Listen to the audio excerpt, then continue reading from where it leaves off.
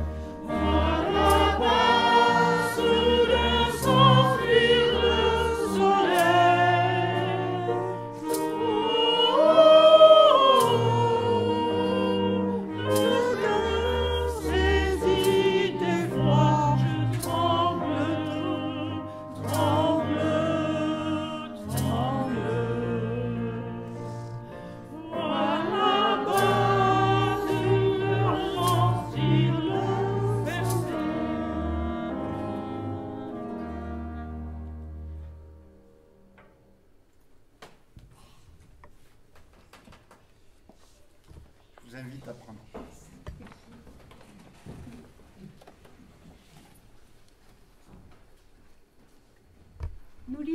l'Évangile selon Matthieu.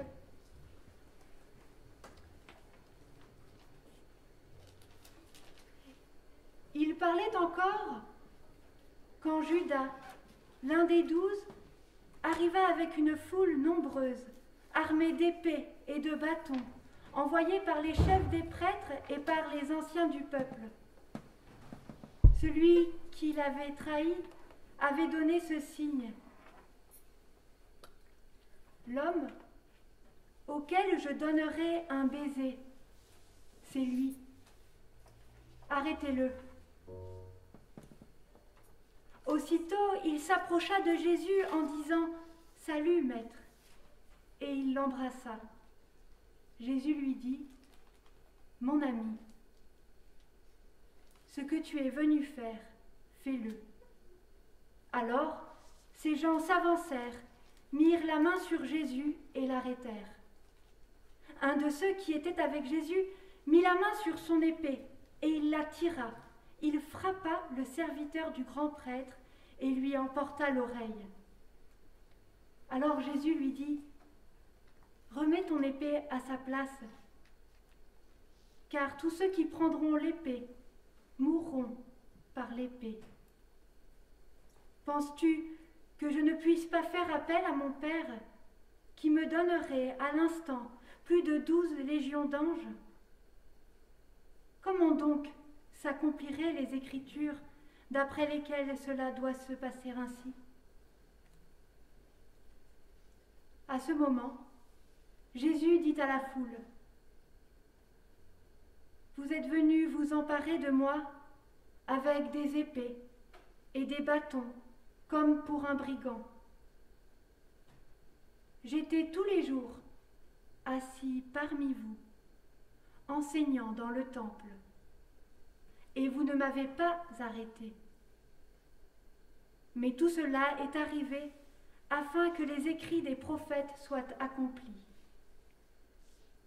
Alors, tous les disciples l'abandonnèrent et prirent la fuite.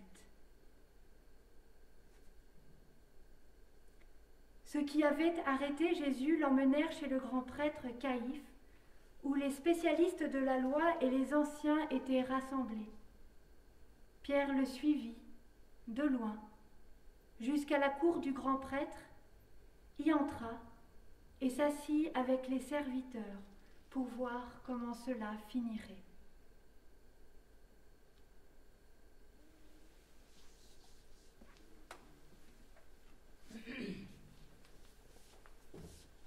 Vous pouvez rester assis et nous chantons dans nos obscurités.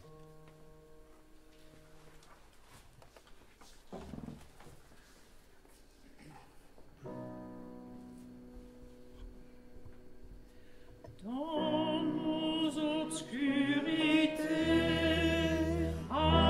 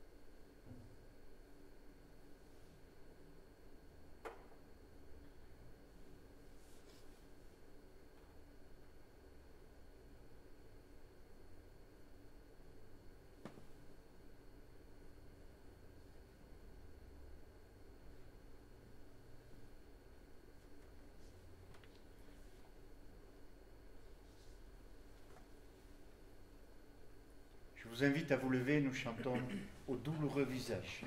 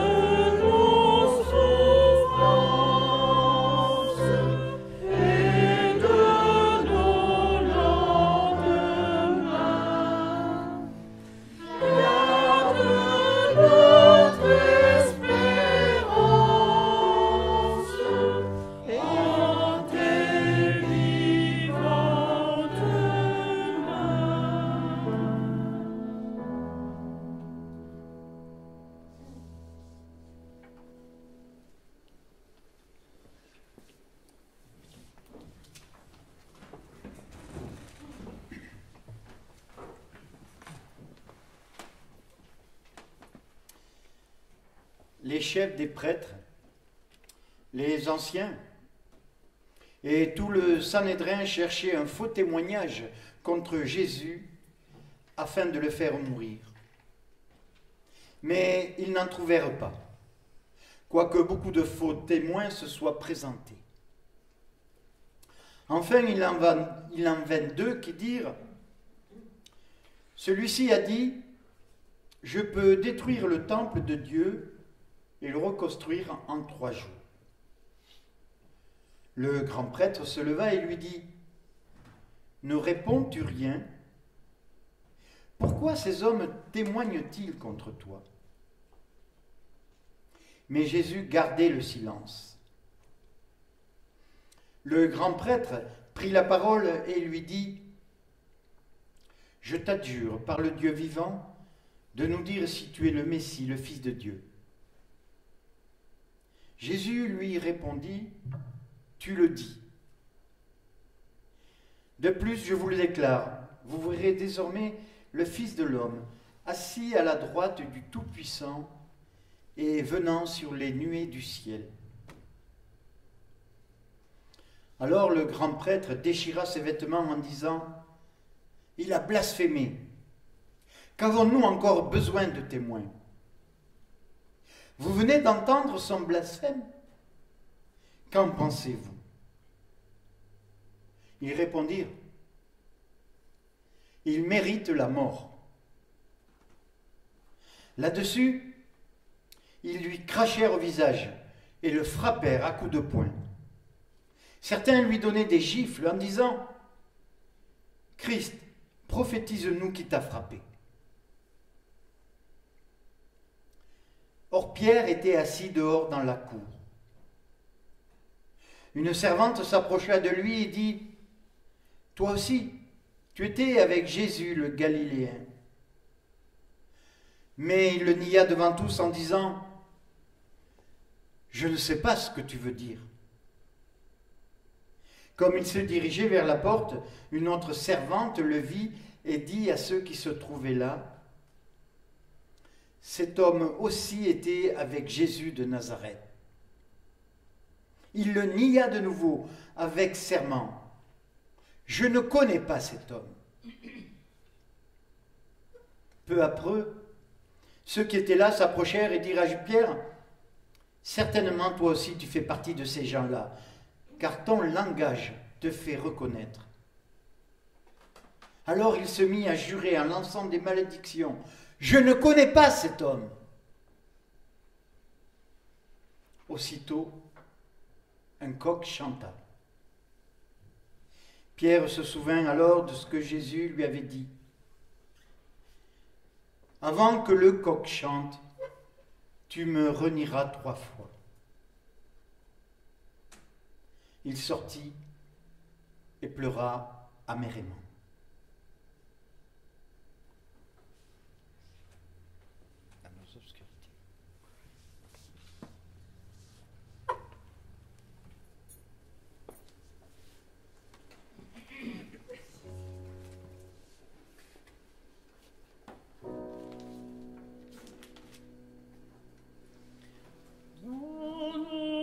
Obscurité, allume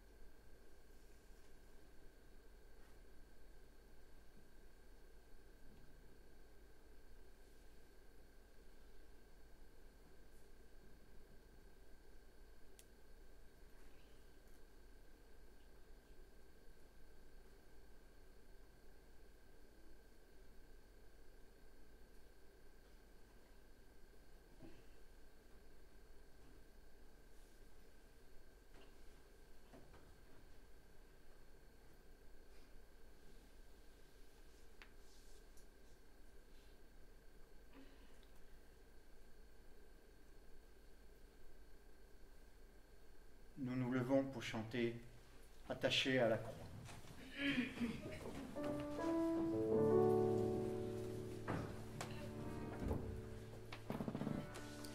Que Seigneur merveilleux, je possède, il s'est sacrifié pour moi, et sa vie innocente il cède, pour mourir sur l'infâme croix, attaché à la croix pour moi. Attaché à la croix pour moi, il a pris mon péché, il m'a délivré. Attaché à la croix pour moi, il renonce à la gloire céleste. Pour le grand Rédempteur de Dieu, l'apparence et l'impure modeste, oh quel prix pour me rendre heureux, attaché à la croix pour moi, attaché à la croix pour moi. Il a pris mon péché, il m'a délivré, attaché à la croix pour moi. Le salut accompli pour ses frères, mon sauveur se rendit en ciel. Il revient au profond mystère, mon bonheur sera éternel. Attaché à la croix pour moi, attaché à la croix pour moi, il a pris mon péché, il m'a délivré, attaché à la croix pour moi.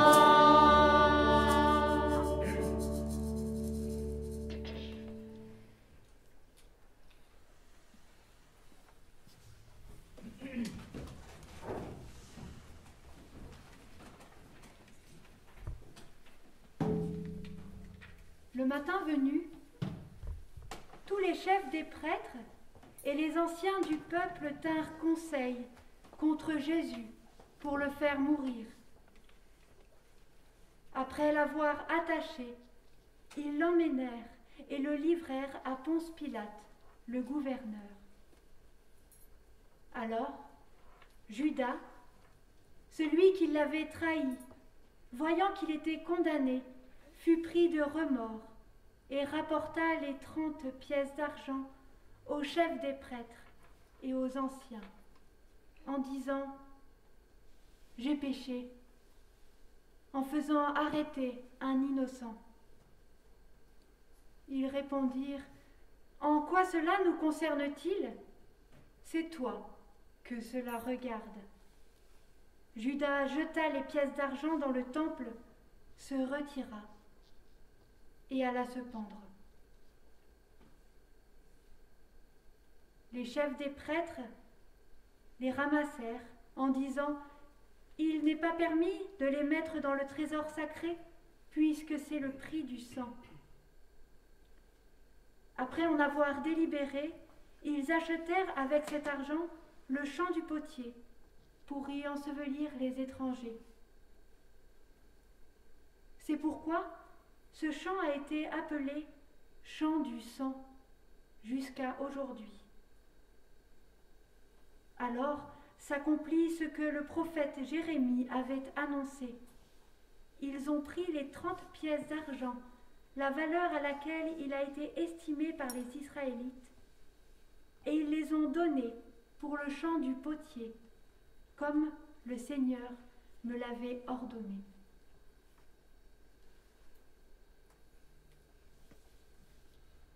Jésus comparut devant le gouverneur. Celui-ci l'interrogea. « Es-tu le roi des Juifs » Jésus lui répondit. « Tu le dis. » Mais il ne répondit rien aux accusations des chefs des prêtres et des anciens. Alors Pilate lui dit, « N'entends-tu pas tous ces témoignages qu'ils portent contre toi ?» Mais Jésus ne répondit sur aucun point, ce qui étonna beaucoup le gouverneur. À chaque fête, le gouverneur avait pour habitude de relâcher un prisonnier, celui que la foule voulait. Ils avaient alors un prisonnier célèbre, un dénommé Barabbas. Comme ils étaient rassemblés, Pilate leur dit, « Lequel voulez-vous ? Que je vous relâche, Barabbas ou Jésus, qu'on appelle le Christ ?» En effet, ils savaient que c'était par jalousie qu'ils avaient fait arrêter Jésus. Pendant qu'il siégeait au tribunal, sa femme lui fit dire « N'aie rien à faire avec ce juste, car aujourd'hui, j'ai beaucoup souffert dans un rêve à cause de lui. » Les chefs des prêtres et les anciens persuadèrent la foule de demander Barabbas et de faire mourir Jésus. Le gouverneur prit la parole et leur dit « Lequel des deux voulez-vous que je relâche ?» Ils répondirent « Barabbas !» Pilate répliqua « Que ferai-je donc de Jésus qu'on appelle le Christ ?» Tous répondirent « Qu'il soit crucifié !» « Mais quel mal a-t-il fait ?» dit le gouverneur. Ils crièrent encore plus fort « Qu'il soit crucifié !» Voyant qu'ils ne gagnaient rien, mais que le tumulte augmentait, Pilate prit de l'eau, se lava les mains en présence de la foule et dit « Je suis innocent du sang de ce juste. C'est vous que cela regarde. » Et tout le peuple répondit « Que son sang retombe sur nous et sur nos enfants. » Alors Pilate leur relâcha Barabbas, et après avoir fait fouetter Jésus, il le livra à la crucifixion.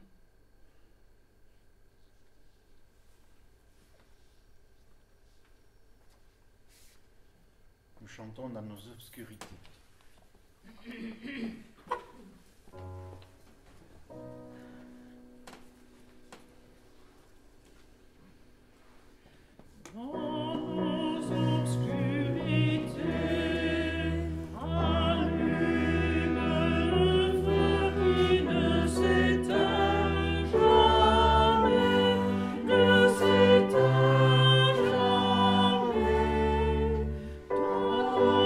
Obscurité.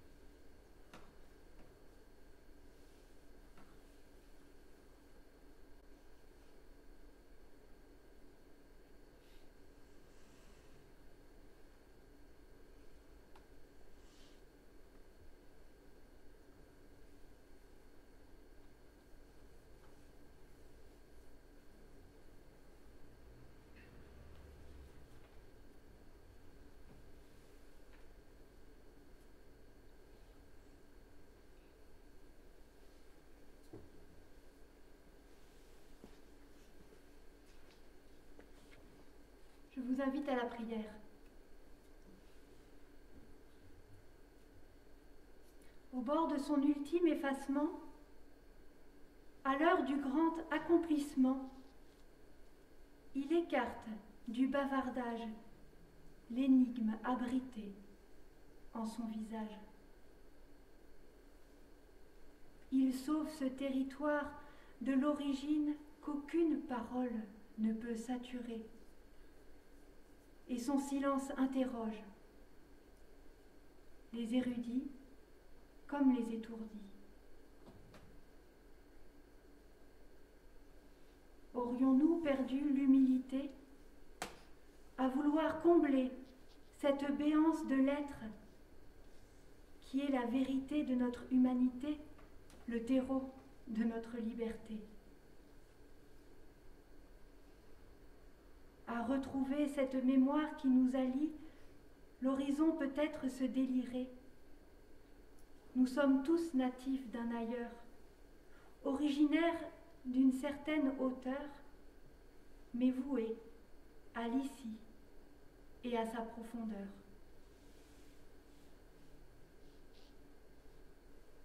De cette alliance entre le ciel et la terre, l'élan nous viendrait-il enfin de persévérer dans l'ouvert jusqu'à nous apprivoiser comme enfants d'un seul Père?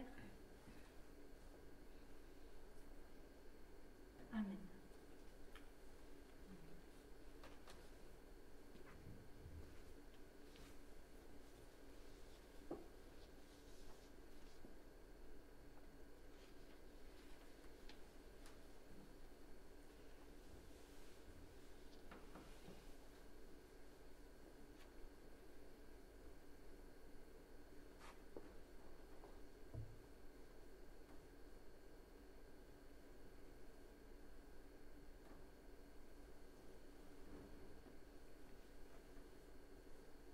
Je vous invite à vous lever pour chanter sur le mont du Calvaire.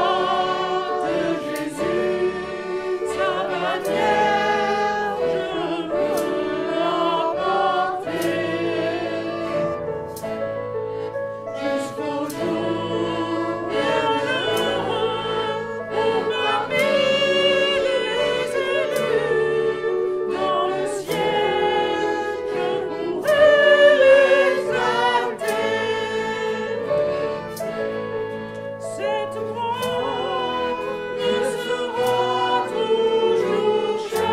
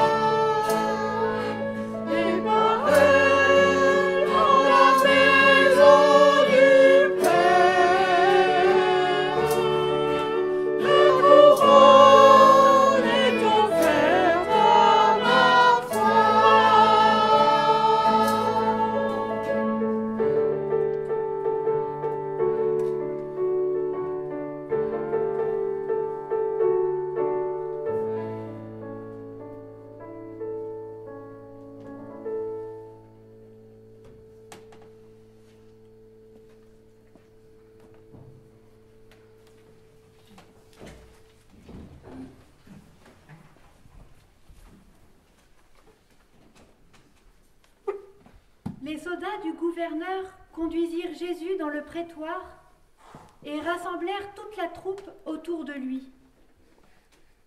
Ils lui enlevèrent ses vêtements et lui mirent un manteau écarlate. Ils tressèrent une couronne d'épines qu'ils posèrent sur la tête et lui mirent un roseau dans la main droite. Puis, s'agenouillant devant lui, ils se moquaient de lui en disant « Salut, roi des Juifs !» Ils crachaient sur lui, prenaient le roseau et le frappaient sur la tête. Après s'être ainsi moqué de lui, ils lui enlevèrent le manteau, lui remirent ses vêtements et l'emmenèrent pour le crucifier. Lorsqu'ils sortirent, ils rencontrèrent un homme de Cyrène appelé Siméon et le forcèrent à porter la croix de Jésus. Arrivés à un endroit appelé Golgotha, ce qui signifie lieu du crâne, ils lui donnèrent à boire du vinaigre mêlé de fiel. Mais quand il l'eut goûté, il ne voulut pas boire. Ils le crucifièrent. Puis, ils se partagèrent ses vêtements, en tirant au sort, afin que s'accomplisse ce que le prophète avait annoncé. Ils se sont partagés mes vêtements, et ils ont tiré au sort mon habit. Puis, ils s'assirent et le gardèrent. Pour indiquer le motif de sa condamnation, on écrivit au-dessus de sa tête « Celui-ci est Jésus, le roi des Juifs ».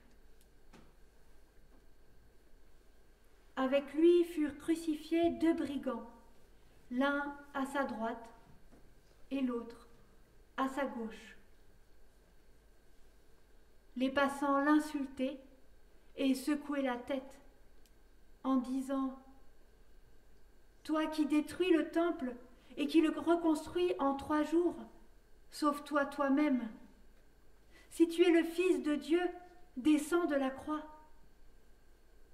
Les chefs des prêtres, avec les spécialistes de la loi et les anciens, se moquaient de lui et disaient « Il en a sauvé d'autres, et il ne peut pas se sauver lui-même. S'il est le roi d'Israël, qu'il descende maintenant de la croix, et nous croirons en lui. Il s'est confié en Dieu, que Dieu le délivre maintenant s'il l'aime. En effet, il a dit « Je suis le Fils de Dieu ». Les brigands crucifiés avec lui l'insultaient, eux aussi, de la même manière. De midi jusqu'à l'après-midi, il y eut des ténèbres sur tout le pays. Vers 3 heures de l'après-midi, Jésus s'écria d'une voix forte « Élie, Élie, lama sabachthani », c'est-à-dire « Mon Dieu, pourquoi m'as-tu abandonné ?» Quelques-uns de ceux qui étaient là, après l'avoir entendu, disaient « Il appelle Élie ». Aussitôt, l'un d'eux courut prendre une éponge qu'il imbiba de vinaigre. Il la fixa à un roseau et lui donna à boire. Mais les autres disaient « Laisse donc, et voyons si Élie viendra le sauver. » Jésus poussa de nouveau un grand cri et rendit l'esprit. Et voici que le voile du temple se déchira en 2, depuis le haut jusqu'en bas. La terre trembla, les rochers se fendirent, les tombeaux s'ouvrirent et les corps de plusieurs saints qui étaient morts ressuscitèrent. Étant sortis des tombes, ils entrèrent dans la ville sainte après la résurrection de Jésus et apparurent à un grand nombre de personnes. À la vue du tremblement de terre, et de ce qui venait d'arriver, l'officier romain et ceux qui étaient avec lui pour garder Jésus furent saisis d'une grande frayeur et dirent : cet homme était vraiment le Fils de Dieu. Il y avait bien des femmes qui regardaient de loin. Elles avaient accompagné Jésus depuis la Galilée pour le servir. Parmi elles figuraient Marie de Magdala, Marie, la mère de Jacques et de Joseph, et la mère des fils de Zébédée.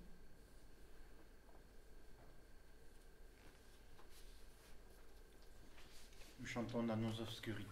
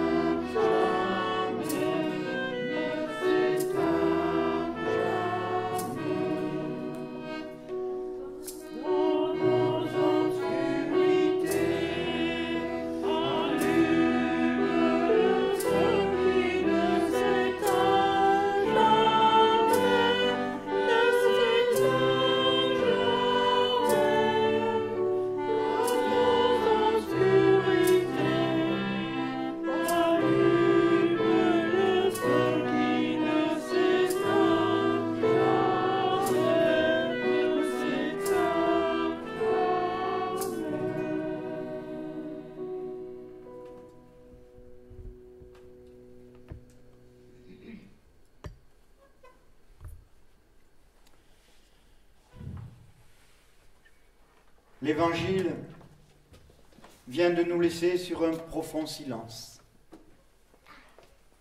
Silence des soldats.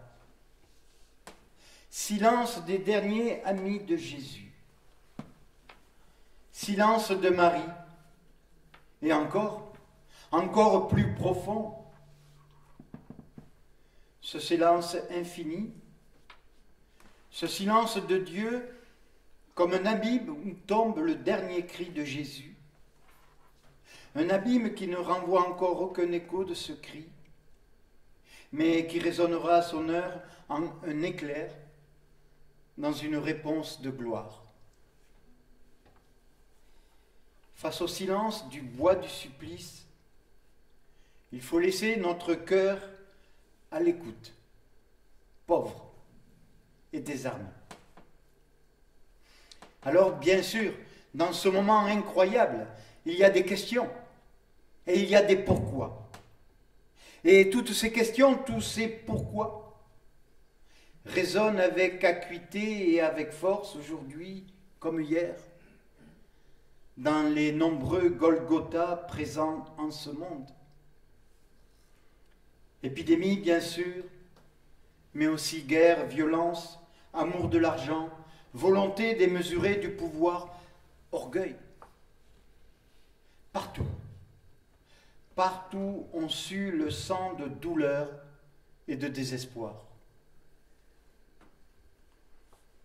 Et là, en ce moment, devant cette croix, comme devant notre monde, que nous n'osons même plus regarder, chacun de nous ici répète, plus ou moins consciemment, et au-dedans de soi, la phrase de Ponce Pilate. Je suis innocent du sang de cet homme. Et tel le prophète Nathan le doigt pointé sur David, nous n'écoutons pas ce que Dieu nous crie intérieurement depuis plus de 2000 ans. Cet homme, mais c'est toi. Tu as tué Jésus de Nazareth. Ce jour-là, tu étais là, tu as crié avec la foule, crucifie-le! Tu étais avec Jean, qui s'est endormi au jardin de l'agonie. Tu étais avec Pierre, qui l'a renié et encore renié. Tu étais avec Judas, quand il l'a livré. Tu étais avec les soldats qui l'ont flagellé. Et tu as ajouté ton épine à sous couronne et son crachat sur sa figure. C'est difficile d'entendre cela. Et pourtant, cette certitude fait partie du noyau le plus essentiel de notre foi. Christ a été mis à mort pour nos péchés. De cette vérité, Ésaïe nous en a donné l'expression la plus dramatique. Il s'est chargé de nos souffrances, il a assumé nos douleurs, il a été transpercé par nos fautes et brisé à cause de nos iniquités. Et voilà que le vrai juste est mort.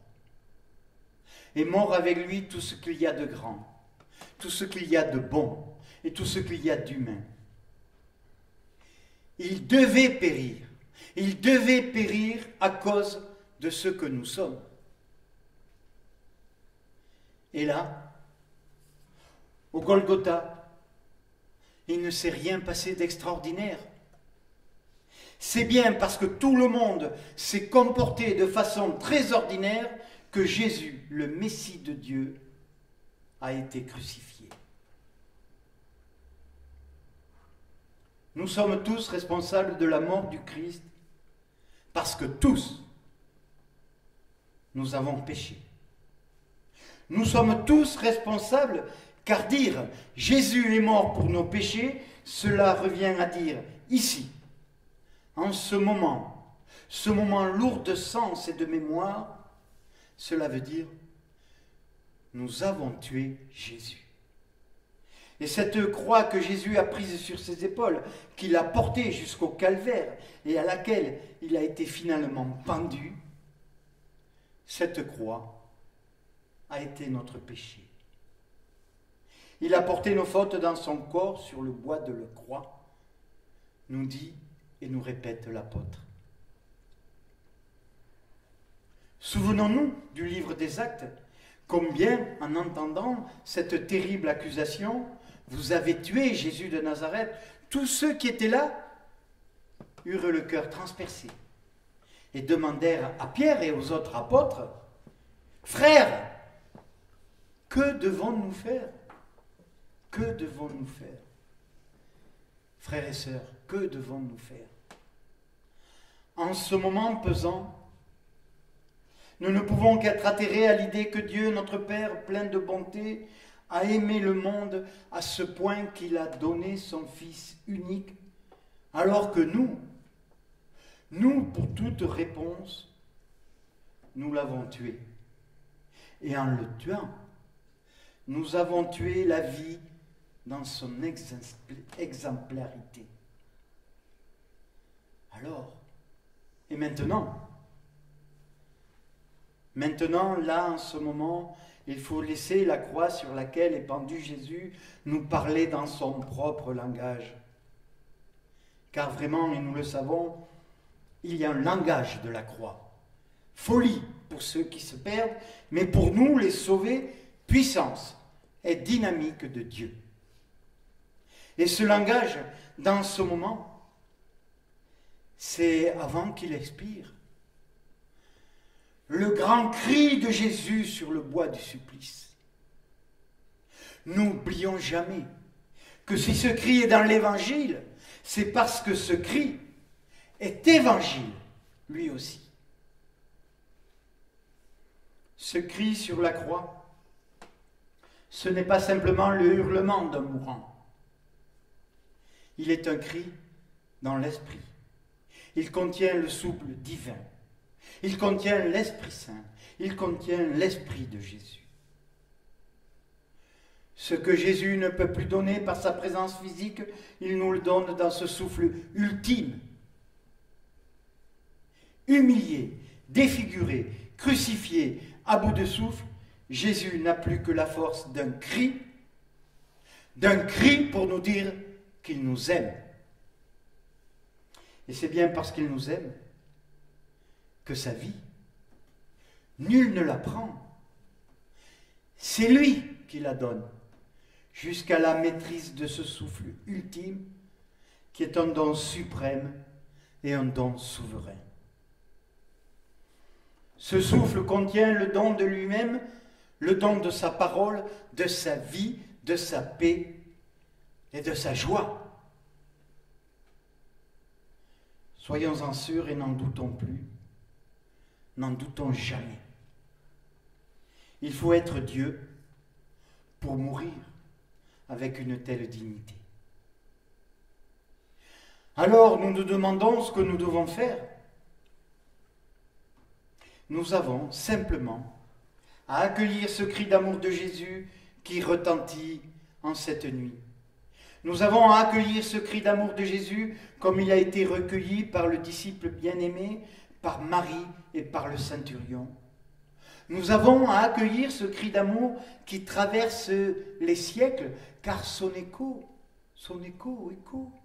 ne peut s'éteindre dans l'histoire des hommes. Écoutons bien ce cri d'amour. Ce cri d'amour doit nous toucher jusqu'aux entrailles, il doit nous changer et il doit nous transformer. Au son de ce cri, nous dit l'Évangile, les rochers se fendirent et les tombeaux s'ouvrirent. Pour l'heure, ce sont nos cœurs qui doivent se fendre et s'ouvrir à la vie nouvelle contenue dans ce cri d'amour. C'est la pierre de nos cœurs qui doit se briser pour aimer à notre tour comme nous sommes divinement aimés par le Christ sur la croix. Paul nous a justement rappelé que Jésus a effacé en le clouant à la croix le document écrit de notre dette. Jetons donc dans les bras du crucifié tout le mal et tous les travers que nous avons commis. Jetons donc dans les bras du crucifié ce livre écrit que nous portons tous au-dedans de nous, prêts à nous accuser de tous nos travers, de toutes nos déviances, de toutes nos fautes et de tous nos péchés. Laissons ici, sur le calvaire, toute rancœur. Laissons ici toute habitude, tout orgueil, toute démesure, toute volonté de nous faire justice nous-mêmes. Et surtout, pardonnons-nous mutuellement, car souvenons-nous qu'il est écrit que le jugement sera sans miséricorde pour ceux qui n'auront pas exercé la miséricorde. Et puis enfin, frères et sœurs, faisons la Pâque en pensant la libération qui nous entend en dehors du pays des servitudes, en dehors du pays de toutes les servitudes. Faisons la Pâque en passant à travers cette nouvelle mer rouge qu'est le sang du Christ Jésus qui a été versé pour nous, comme pour toute la multitude. Amen.